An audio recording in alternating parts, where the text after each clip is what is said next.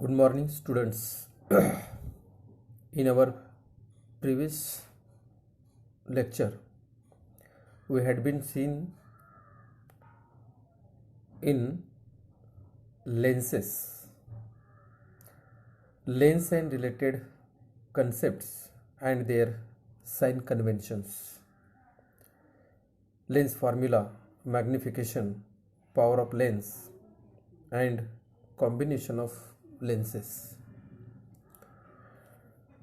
Today we are going to learn next point, that is human eye and working of its lens and defects of vision and their corrections. So let us start first point, that is human eye and working of its lens. मानवी डोळा आणि मानवी डोळ्यातील भिंगाचं कार्य असा हा आजचा आपला मुद्दा आहे. आणि याच्यामध्ये आपल्याला मानवी डोळा आणि आपण जो वापरतो ते प्रयोगशाळेतलं भिंग यांचं कार्य कसं आहे ते आपल्याला समजणार आहे. तर बघूया.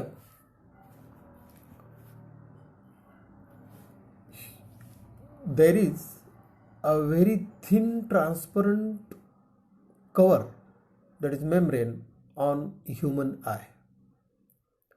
मुळात आपल्याला मानवी डोळ्याची रचना कशी असते याची रचना दाखवणारी डायग्राम सुरुवातीला बघायला लागेल. बघूया. या ठिकाणी पेज नंबर 87 वरती हे कन्स्ट्रक्शन्स ऑफ ह्युमन आय अशी जी डायग्राम आहे, फिगर आहे, ती फिगर दाखवलेली आहे. या फिगरमध्ये साधारण आपल्याला काय दिसते बघा.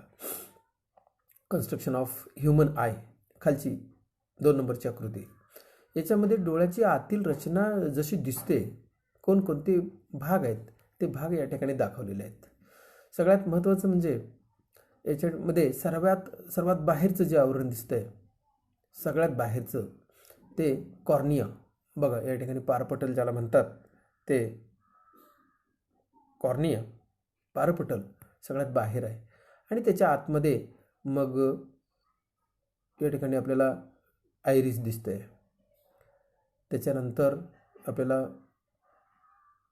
प्युपिल आहे. त्याच्यानंतर वेगवेगळे हे जी नावं दिलेली आहेत त्याच्यामध्ये मग नेत्रगोल आहे. आतमधल्या रक्तवाहिन्या दिसत आहेत. त्याचं पाठीमागं दृष्टीपटल दिसतंय, रेटिना. अशा पद्धतीचे अवयव हे आहेत. मग त्या अवयवांची रचना कशी आहे आणि प्रत्येक अवयवाचं कार्य काय आहे ते आपण या ठिकाणी बघूया.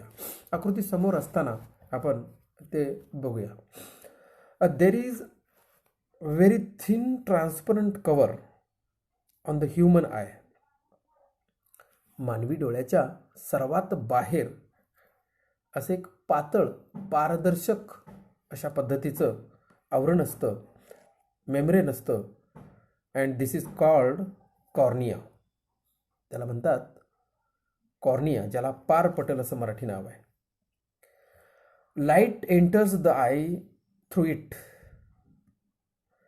Maximum amount of incident light is refracted inside the eye at the outer surface of cornea.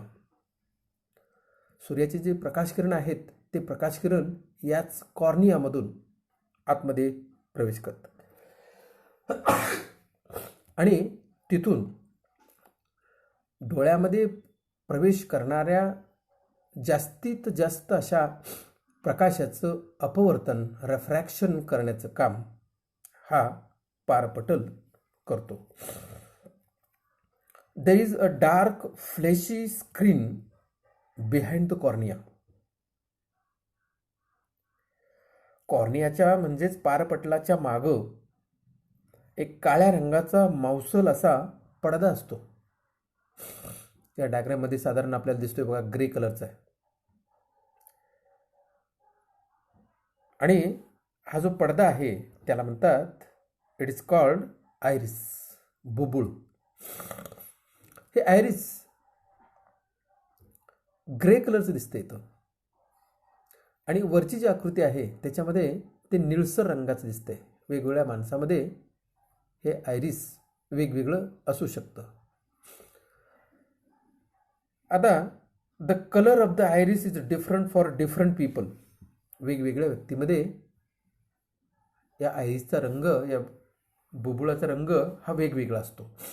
त्याच्या आतमधल्यामध्ये there is a small hole of changing diameter at the centre of the iris which is called the pupil. याच्या बरोबर मध्यावरती एक लहान छोटंसं छिद्र असतं की जे त्याचा जो डायमीटर आहे तो डायमीटर बदलू शकतो. त्याला म्हणतात प्युपिल, की ज्याला आपण मराठीमध्ये म्हणतो बाहुली, डोळ्याची बाहुली. आणि हे प्युपिल आकृतीमध्ये बघा, आयरिसच्या बरोबर सेंटरला आहे, मध्यावरती आहे, छोटंसं छिद्र आहे. डायमीटर त्याचा सतत बदलू शकतो. The pupil controls the amount of light entering the eye. म्हणजे डोळ्यामध्ये प्रवेश करणाऱ्या प्रकाशाचं हे नियंत्रण करतं pupil. If the light is falling on the eye is too bright, pupil contracts. डोळ्यामध्ये प्रवेश करणाऱ्या प्रकाशाचं प्रमाण जास्त असेल, प्रखर प्रकाश असेल, तर हे प्युपिल, ही बाहुली कॉन्ट्रॅक्ट होते, तिचं आकुंचन होतं. आणि while if the light is dim it widens. जर प्रकाश अंधुक असेल, कमी असेल, तेव्हा ही बाहुली रुंदावते.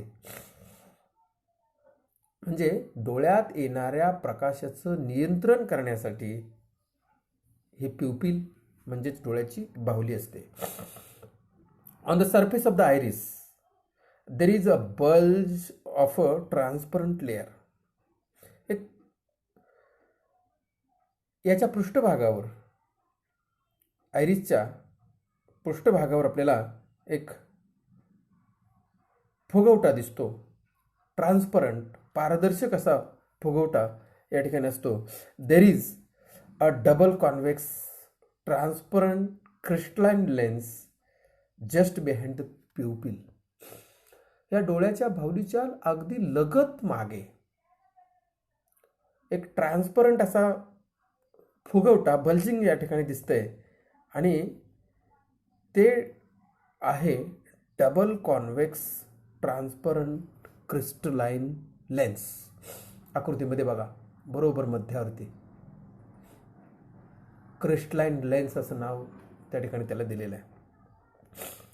The lens provide small adjustment for the focal length to the focus the image. हा जो भिंग आहे तो भिंग,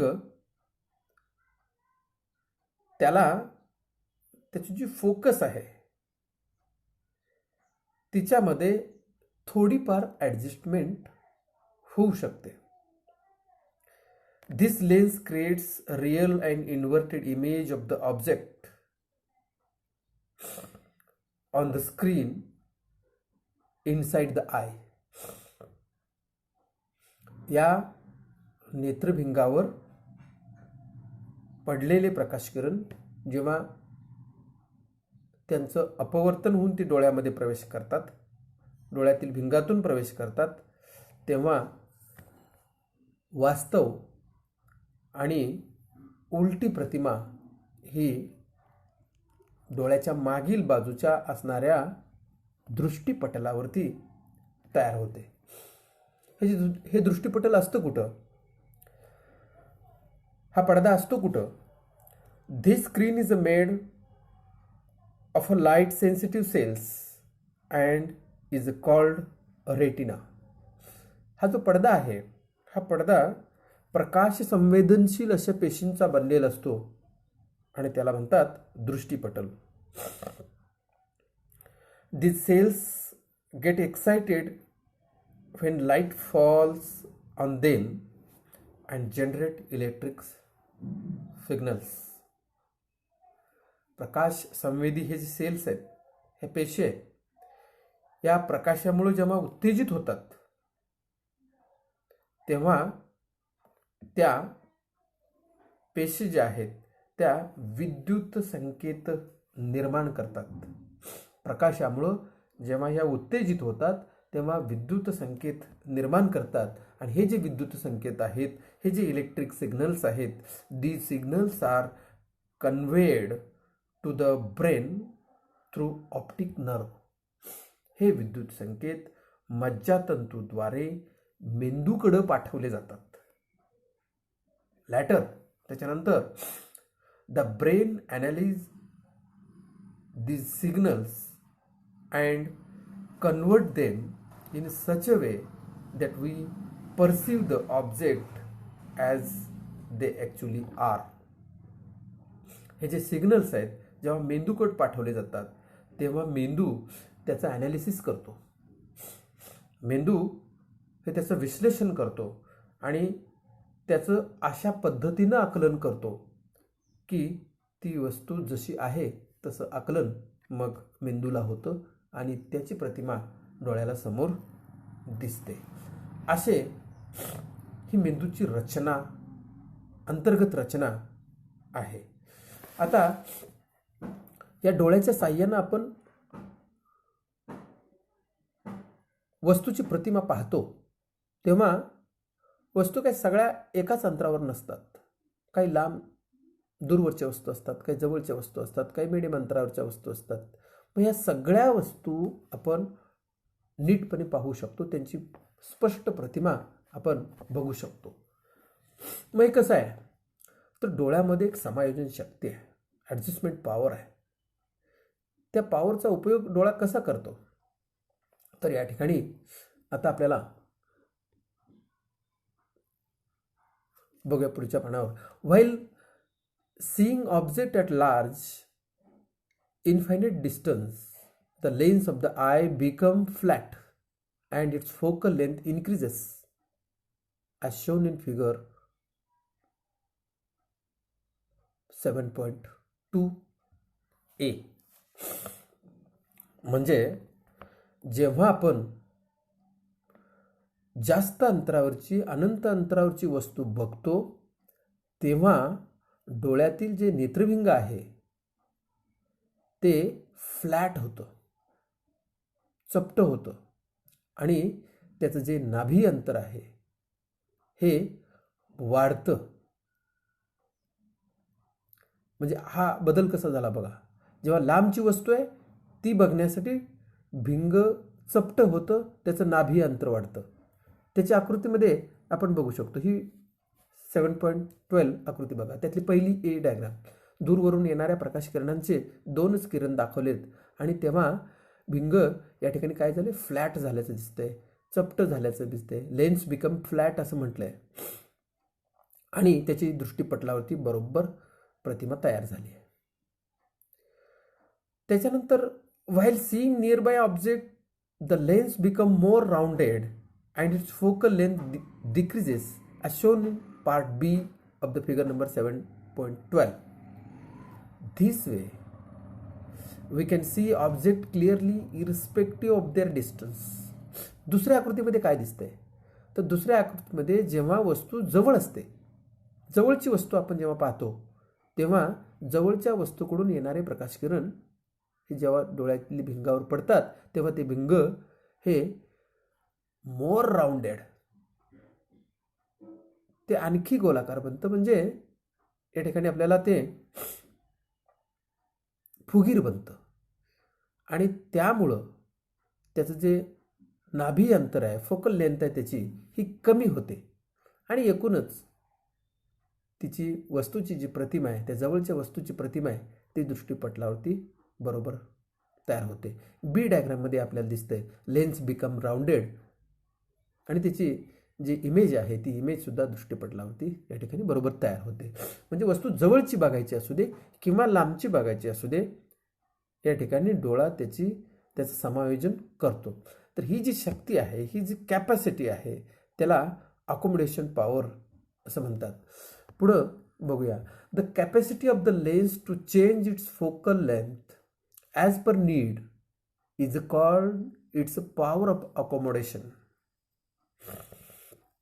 भिंगामध्ये असणारी ही शक्ती आहे की ज्या शक्तीनं तो त्याचं नाभी अंतर गरजेनुसार कमी करतो, त्या शक्तीला म्हणतात समायोजन शक्ती. Although the elastic lens can change its focal length to increase or decrease it, it cannot do so beyond a limit. जरी हे भिंग लवचिक असलं, त्याचं नाभी अंतर ते कमी किंवा जास्त करू शकत असलं, तर ते नाभी अंतर कमी किंवा जास्त करण्यासाठी सुद्धा एक विशिष्ट अशी क्षमता आहे, विशिष्ट असं लिमिट आहे. त्या लिमिट्सपेक्षा जास्त नाभी अंतर कमी किंवा जास्त होऊ शकत नाही. आणि म्हणून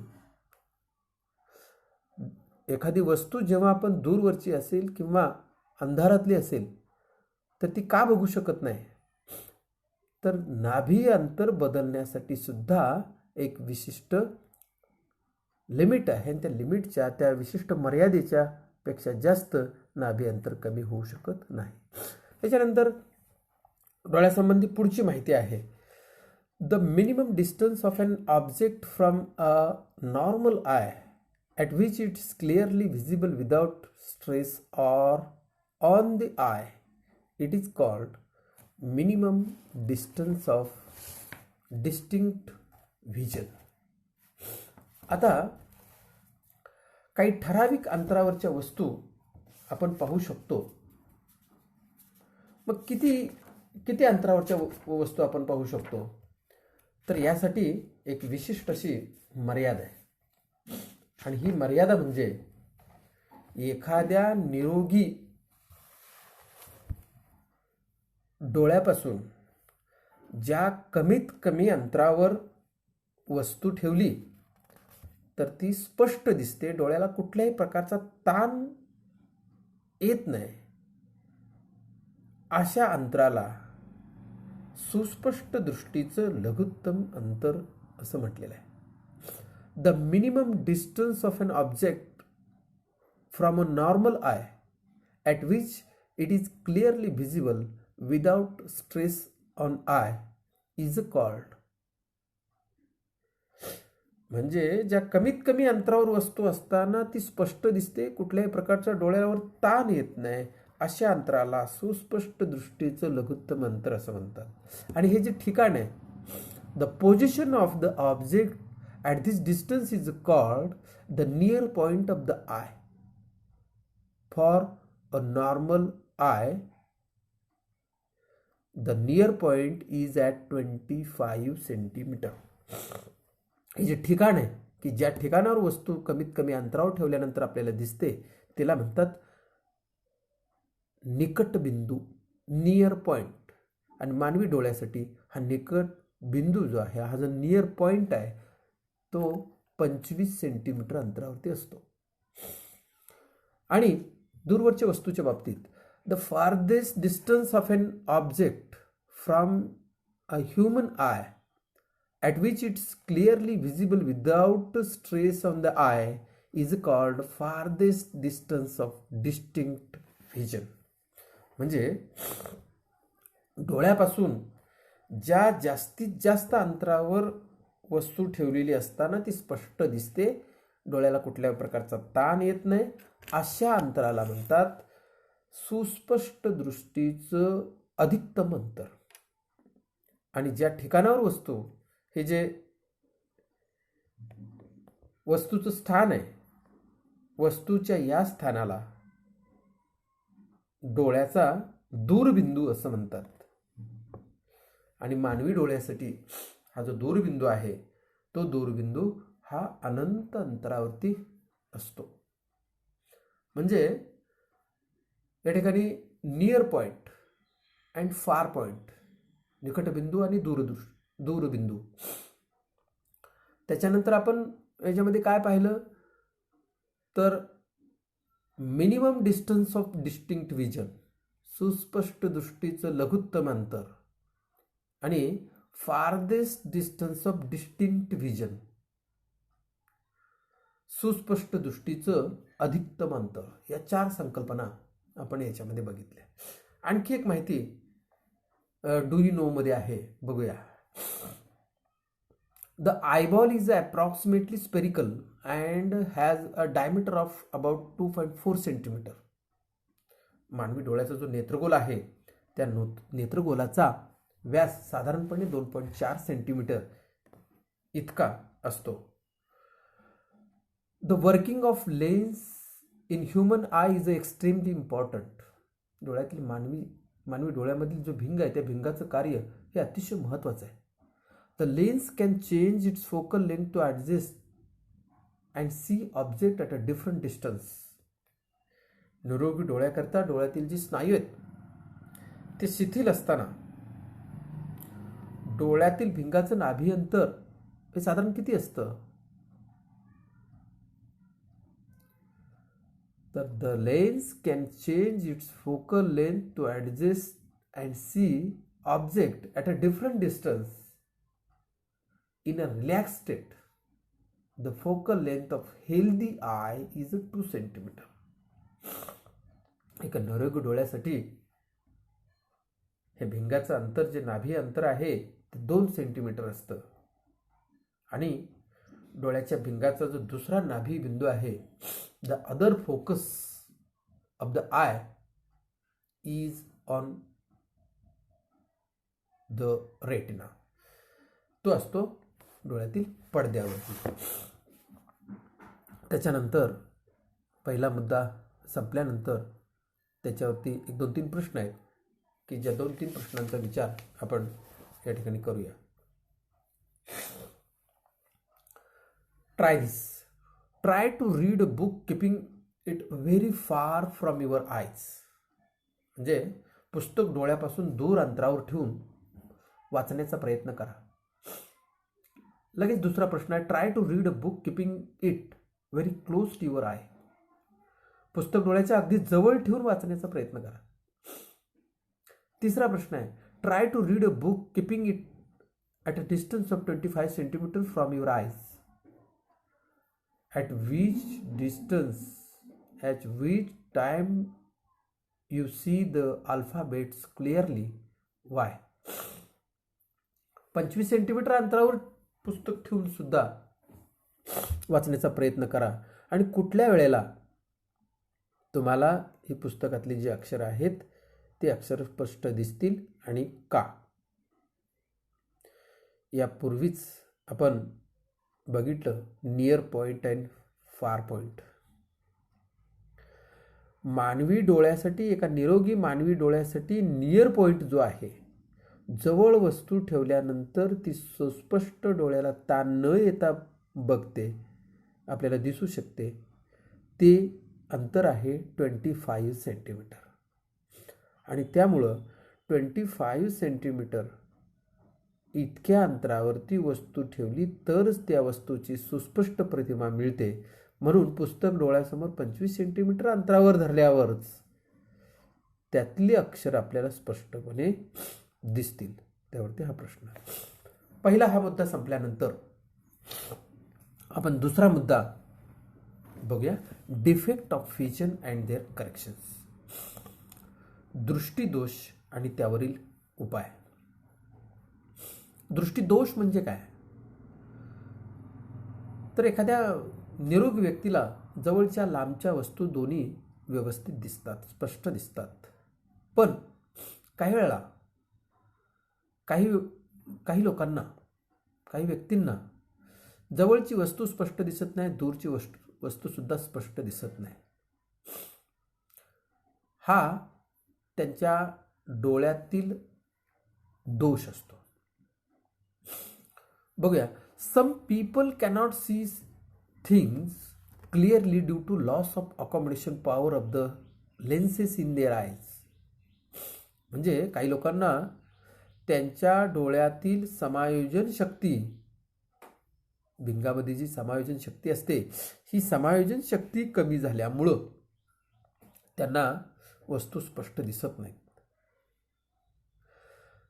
Because of defective refraction by the lenses, their vision comes faint and fuzzy. डोळ्यातील या अपवर्तन दोषामुळे त्यांची दृष्टी अंधुक आणि अस्पष्ट अशी होते. In general there are 3 types of refraction defects. हे डिफेक्ट जे आहेत, हे जे दोष आहेत, ते दोष आपण बघूया. पहिला दोष आहे नियर साइटेडनेस और मायोपिया. हा जो दोष आहे याच्यामध्ये काय होतं, in this case the I can see near by object clearly but the distant object appear indistinct. जवळच्या वस्तू व्यक्ती व्यवस्थित पाहू शकतो, पण दूरच्या वस्तू त्याला स्पष्टपणे दिसत नाहीत. याला म्हणतात नियर साइटेडनेस. दिस मीन्स याच्यामध्ये काय होतं, the far point of the eye is not infinity but shifts closer to the eye. म्हणजे डोळ्यातील जो दूरबिंदू आहे, हा दूरबिंदू अनंत अंतरावर नसून तर तो जवळ येतो.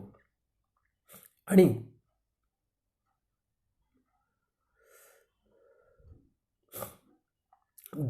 in nearsightedness the image of the distant object form in front of the retina. या ठिकाणी आपण डायग्राम बघितली तर निकट दृष्टीता दोषामध्ये दूरची जी प्रतिमा आहे, दूरच्या वस्तूची प्रतिमा ही डोळ्यातील दृष्टीपटलाच्या अलीकडे तयार होते. आपण डायग्राम बघितली तर बघा, सगळ्यात वरची जी डायग्राम फिगर आहे, near by object can be scene clearly. म्हणजे जवळच्या वस्तूची प्रतिमा ही काय होते, व्यवस्थित दिसते.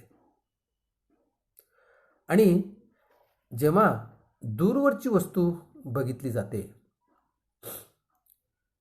ती दूरवरच्या वस्तूची प्रतिमा ही दृष्टीपटलाच्या अलीकडे तयार होते आणि ती वस्तू अस्पष्ट दिसते. याची काय कारण आहेत, तर याची 2 कारण आहेत.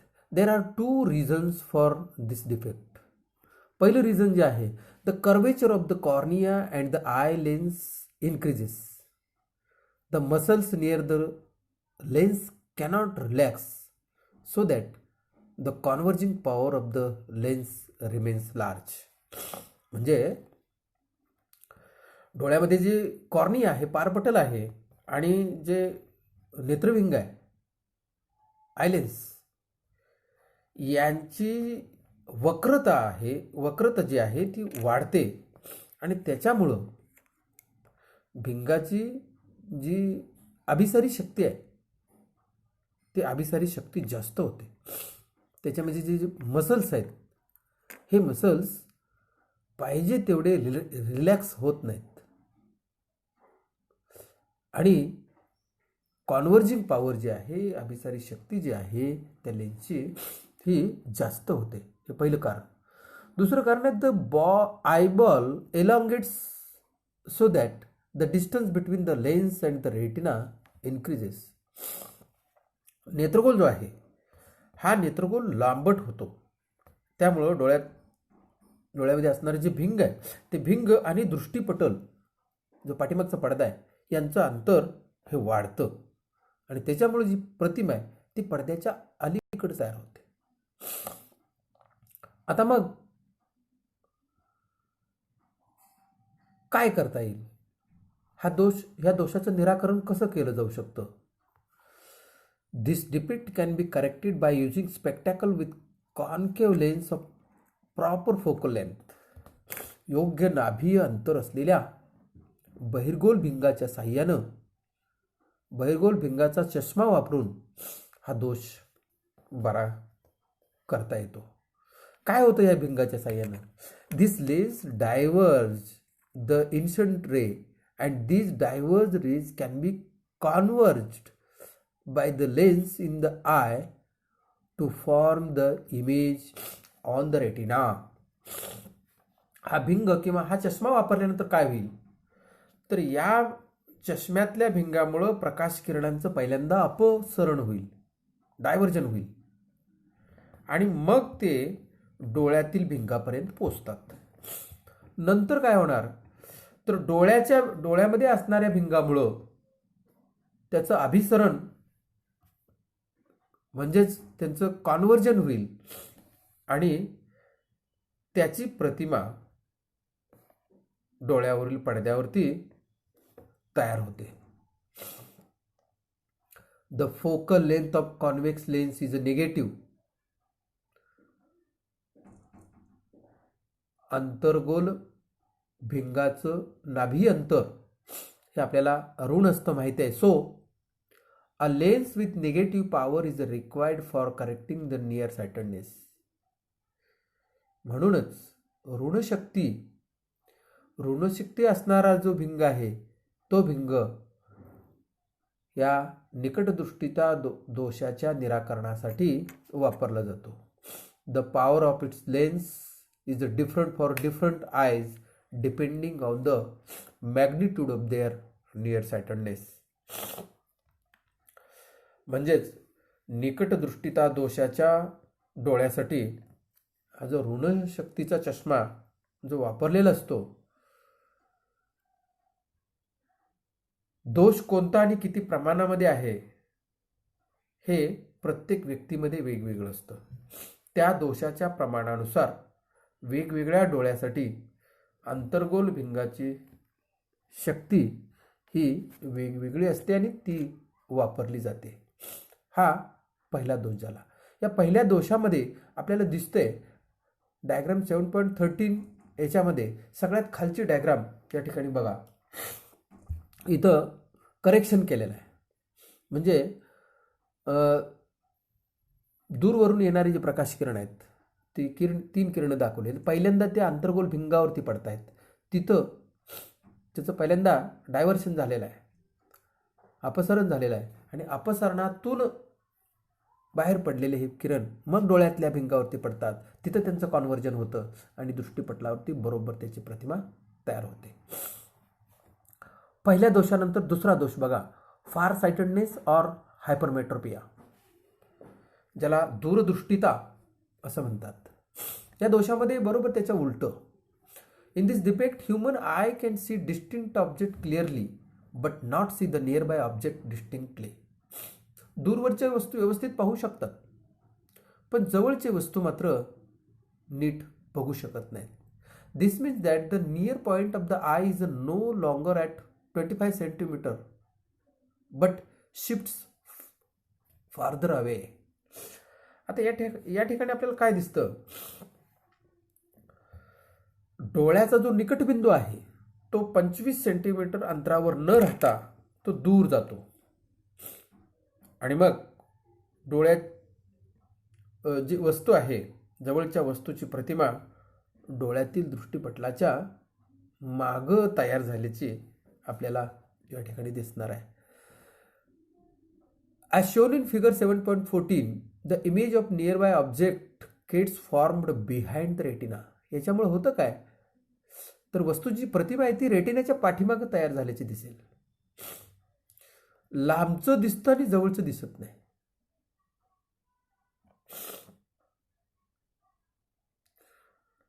दूरवरच्या वस्तू व्यवस्थित पाहू शकणं आणि जवळच्या वस्तू व्यवस्थित न दिसणं हा जो दृष्टीदोष आहे याचं कारण काय आहे, तर याची साधारणपणे 2 कारण आहेत. पहिलं कारण आहे curvature of the cornea and the eye lens decreases so that the converging power of the lens becomes less. डोळ्यातील पारपटल आणि नेत्रभिंग यांची वक्रता कमी होते, त्यामुळं अभिसारी शक्ती मात्र सुद्धा कमी होते. हे पहिलं कारण. दुसरं कारण आहे due to the flattening of the eyeball the distance between the lens and retina decreases. भिंग जे चपटं होतं, उभट होतं, त्याच्यामुळं डोळ्यातील भिंग आणि दृष्टीपटल यांच्यामधलं अंतर हे कमी होतं. ही 2 कारणं या दूरदृष्टिताच्या पाठीमागे आपल्याला दिसतील. मग आता याच्यावरती उपाय काय? साधारणपणे ही डायग्राम बघितली फार सायटेडनेसची. पहिल्यामध्ये far away object can be seen near by clearly. म्हणजे पहिल्या डायग्राममध्ये आपल्याला दूरवरून वस्तूकडून येणारे जे प्रकाशकिरण आहेत ते डोळ्यातील भिंगावरती पडतात आणि त्याची प्रतिमा बरोबर दृष्टीपटलावरती तयार झालेली दिसली. त्यानंतर 2 नंबरची डायग्राम बघितली, हायपरमेट्रिक आय, म्हणजे ज्या याच्यामध्ये दोष आहे, ज्या डोळ्यामध्ये दोष आहे, दूरदृष्टीत आहे, त्याच्यामध्ये जवळच्या वस्तूकडून येणारे प्रकाशकिरण भिंगावर पडल्यानंतर ते भिंग फ्लॅट झाल्यामुळं साधारण आपल्याला काय दिसतं, वस्तूची प्रतिमा दृष्टीपटलाच्या पाठीमागे तयार झाली. दोष असलेला, दूरदृष्टीत हा दोष असलेला हा डोळा आहे, ही डायग्राम आहे. आणि त्यानंतर शेवटी काय दिसतंय आपल्याला तिसऱ्या डायग्राममध्ये योग्य नाभी अंतर असलेला जर चष्मा वापरला तर तो चष्मा वापरून हा दोष कशा पद्धतीनं दूर केला जातो हे त्याच्यामध्ये आपल्याला दिसतंय. म्हणजे इथं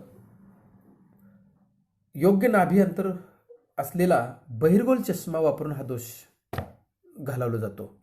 मग बघूया, this defect can be corrected by using convex lens. This defect can be corrected by using convex lens with proper focal length. This lens converges the incident ray before they reach the lens. The lens then converges them to form the image on the retina. योग्य नाभी अंतर असलेला बहिर्गोल भिंगाचा चष्मा वापरला तर हा दोष हा घालवता येतो.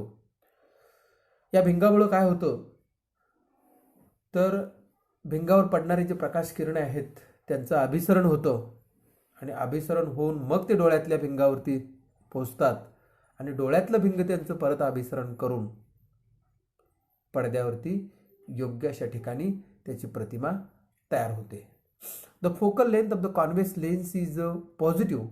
Thus, the spectacle used to correct the farsightedness has a positive power. आपल्याला माहिती आहे बहिर्गोल भिंगाचं नाभी अंतर धन असतं आणि त्यामुळेच दूरदृष्टीता हा दोष घालवण्यासाठी धनशक्तीचा चष्मा हा वापरला जातो. The power of these lenses is different depending on the extent of farsightedness. म्हणजे दोष किती प्रमाणात आहे त्या प्रमाणानुसार वेगवेगळ्या डोळ्यासाठी बहिर्गोल भिंगाची शक्ती ही वेगवेगळी असते. हा झाला दुसरा दोष. पहिला लघुदृष्टिता, नियर सायटेडनेस और मायोपिया, आणि दुसरा आपण बघितला फार सायटेडनेस किंवा याला हायपरमेट्रोपिया सुद्धा म्हणतात. तिसरा दोष आहे तो म्हणजे प्रेसबायोपिया, ज्याला वृद्ध दृष्टिता असं म्हणतात. हा म्हातारपणी किंवा वाढत्या वयानुसार होतो. Generally the focusing power of the eye lens decreases with age. म्हणजे वाढत्या वयानुसार डोळ्याची समायोजन शक्ती जी आहे ती कमी कमी होते. The muscles near the lens lose their ability of a change the focal length of the lens. म्हणजे डोळ्याजवळचे जे भिंगाला जोडलेले स्नायू असतात ते स्नायू भिंगाचं नाभी अंतर बदलण्याची क्षमता गमावतात आणि म्हणून the near point of the lens shifts farther from the I. Because of this old people cannot see nearby object clearly. म्हणजे वयस्कर माणसांचा जो निकट बिंदू आहे तो डोळ्यापासून मागे सरकतो की ज्यामुळे त्या वृद्ध व्यक्तींना चष्म्याशिवाय जवळची वस्तू सहजपणे आणि स्पष्ट दिसू शकत नाही. याला म्हणतात प्रेसबायोपिया, वृद्ध दृष्टिता, की जो वयानुसार डोळ्याची समायोजन शक्ती कमी झाल्यामुळं येऊ शकतो असा दोष. काही वेळा काय होतं, काही वेळा दूरदृष्टिता आणि लघुदृष्टिता दोन्ही दोष एकाच व्यक्तीमध्ये दिसू शकतात. मग बघूया. Sometime the people suffer from near sightedness as well as far sightedness. In such a case, bifocal length are required to correct the defect. In such a lenses, the upper part is a concave and corrects nearsightedness, while the lower part is a convex, which corrects the farsightedness. म्हणजे काही वेळा आता म्हटल्याप्रमाणे दूरदृष्टिता आणि निकटदृष्टिता हे दोन्ही दोष एकाच व्यक्तीमध्ये असतात. मग हे दोष दूर करण्यासाठी काय केलं जातं, तर द्विनाभीय अशा भिंगाची या ठिकाणी गरज असते. द्विनाभीय म्हणजे काय, तर या ठिकाणी हे जे द्विनाभी भिंग आहे बायफोकल, ते या ठिकाणी चष्म्यामध्ये वापरलं तर त्यातला वरचा जो भाग आहे तो अंतर्गोल भिंगाचा असतो आणि त्याच्यामुळं निकटदृष्टिता हा दोष दूर केला जातो. आणि त्या चष्म्याचा खालचा जो भिंग आहे, खालचा भाग आहे, तो बहिर्गोल भिंगाचा असतो की जो दूरदृष्टिता हा दोष दूर करतो. म्हणजे एकाच चष्म्यामध्ये दोन्ही दोष दूर केले जातात. वरची काच वेगळी आणि खालची काच वेगळी अशा पद्धतीचा हा चष्मा असतो. ज्या व्यक्तीमध्ये निकटदृष्टिता आणि दूरदृष्टिता दोन्ही दोष असतात त्यांच्यासाठी हे बायफोकल लेन्स वापरले जातात. तर हा तिसरा दोष. आणि शेवटी एक ॲक्टिव्हिटी आहे, ट्राय धिस. याच्यामध्ये म्हटलंय, make a list of student in your class using spectacles, record the power of their lens, find out and note which type of defect of vision they suffer from, which defect is the most common among the student. या ठिकाणी एक निरीक्षण आहे, तुमच्या वर्गात चष्मा असणारे विद्यार्थी किती आहेत त्याची यादी करा, त्यांच्या चष्म्यांचे नंबर नोंदवा आणि त्यांच्या त्या नंबरवरून त्यांच्या डोळ्यामध्ये कोणता दोष आहे ते ओळखा. आणि जास्तीत जास्त विद्यार्थ्यांमध्ये कोणता दोष असतो, तर आपल्या वर्गामध्ये सुद्धा आपण बघतो की बरेच जण चष्मेवाले आहेत, तर त्यांच्या चष्म्यांचे नंबर बघितले तर ते नंबर यावरून ते जे चष्मे आहेत ते ऋणशक्तीचे आहेत. साधारणपणे लघुदृष्टिता हा दोष त्या व्यक्तींमध्ये, त्या मुलांमध्ये असल्याचं आपल्याला दिसतंय. तर या ठिकाणी आपण थांबणार आहोत. पुढच्या व्हिडिओमध्ये आपण ॲपरंट साईज ऑफ ऑब्जेक्ट आणि युजेस ऑफ कॉन्केव्ह लेन्सेस हा मुद्दा बघणार आहे. थँक्यू.